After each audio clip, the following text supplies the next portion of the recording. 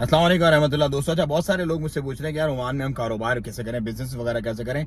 Different business का लोग पूछ रहे हैं, लाइक रियल एस्टेट का पूछ रहे हैं, प्रॉपर्टी के रिलेटेड जो होते हैं, रेंट कार वगैरह का पूछ रहे हैं, इस तरह होटल्स का, रेस्टोरेंट्स का, और जो है वो नॉर्मल जो इम्पोर्ट एक्सपोर्ट के बिजनेस वगैरह होते हैं उसके बारे में पूछ रहे हैं। देखिए, मैं आपको सिंपल सी बेस लाइन और बेसिक चीजें बता देता हूँ जिससे आपका कॉन्सेप्ट क्लियर हो जाएगा how to do business Oman का। तो अगर ये वीडियो अच्छी लगे तो ज्यादा से ज्यादा शेयर कीजिएगा और चैनल को सब्सक्राइब कीजिएगा, और अगर फेसबुक और इंस्टाग्राम पे देख रहे हैं तो फॉलो कीजिएगा ताकि इन्फॉर्मेशन ज्यादा से ज्यादा लोगों तक पहुंचे। अच्छा जी, सबसे पहले आपने बनवानी होती है कंपनी यहाँ पर होती है 3-4 टाइप की कंपनी होती है। एक एलएलसी होती है, एसपीसी होती है, उसके बाद नंबर 4 होती है, एसएमईज वगैरह होती है। वो एक्सपेक्ट नहीं बनवा सकते, वो सिर्फ ओमानी की बनती है। सो आपने एक कंपनी बनानी, एलएलसी बनवाएंगे तो ऑफकोर्स उसकी एक अलग फीस है। इसी तरह आप एसपीसी बनवाएंगे तो उसकी एक अलग फीस है। वो आपको पर्टिकुलर एक फीस देनी पड़ती है। नॉर्मली 3 से 3,500 रियाल के करीब जो है वो फीसेस वगैरह लेते हैं और उसमें बन जाती है। पहले ये कंपनी 800 में भी बन रही थी, 1 जनवरी से कुछ मामला चेंज हुआ है। नया मामला क्या आएगा वो मैं अभी मुझे आइडिया नहीं है, जब आएगा तो मैं आप लोगों को बता दूंगा।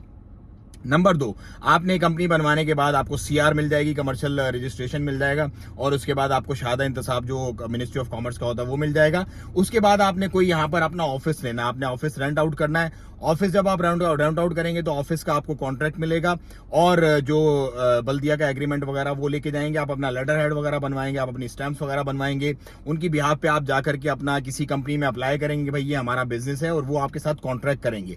जब आपको कॉन्ट्रैक्ट मिल जाएगा तो उस कॉन्ट्रैक्ट की बिहाफ पे आप जाके अपना बैंक अकाउंट खुलवाएंगे कि भाई ये कंपनी है, इसके साथ ये हमारा कॉन्ट्रैक्ट है और हमें बैंक अकाउंट चाहिए। बैंक अकाउंट खुल जाएगा। बैंक अकाउंट खुलने के बाद फिर आपका जो भी आपका बिजनेस होगा उसकी ट्रांजैक्शंस वगैरह स्टार्ट हो जाएंगी।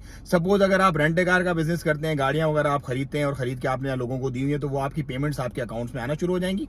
And it's simple, like that's how the business गो।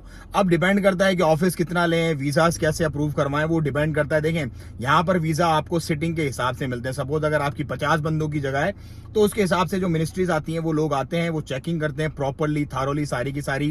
उसके बाद ही वो आपको वीजास की असाइनमेंट करते हैं कि भाई इस कंपनी का इतना काम है, इसको इतने वीजास दे दो। सो वो business to business, shop to shop, कारोबार टू कारोबार वेरी करता है। उसकी कोई एक पर्टिकुलर चीज नहीं। अगर आपका एक रेस्टोरेंट है, वहां पे आपको तकरीबन समझ लो 10 बंदे चाहिए, सो वो चेक करेंगे कि हाँ भाई 5 बंदे इन्होंने किचन के लिए मांगे, क्या वो किचन इतना बड़ा है कि वहां पर 5 बंदे एडजस्ट हो जाएंगे, या जस्ट इन्होंने ऐसे ही बोला हो, या इनके पास बाहर की जो जगह है, जो इन्होंने टेबल्स वगैरह लगाई, वहां पे इनको 5 वेटर्स की जरूरत है, या बस ऐसे ही इन्होंने लिखा हो। सो वो सारी चीजों को स्क्रूटनाइज किया जाता है, सारी चीजों को अच्छे तरीके से देखा जाता है। इसी तरह अगर किसी आप ऑफिस के लिए आप कर रहे हैं, सपोज आपका रेंट कार का ऑफिस है, ट्रैवल एंड टूरिज्म का ऑफिस है, या आपका प्रॉपर्टी का ऑफिस है। अब ऑफिस के अंदर सीटें आपकी सिर्फ 2 लगी हुई हैं और आप उसके अंदर रिक्वेस्ट डालते हो नहीं मुझे 5 वीजा चाहिए, तो ऐसा नहीं होता।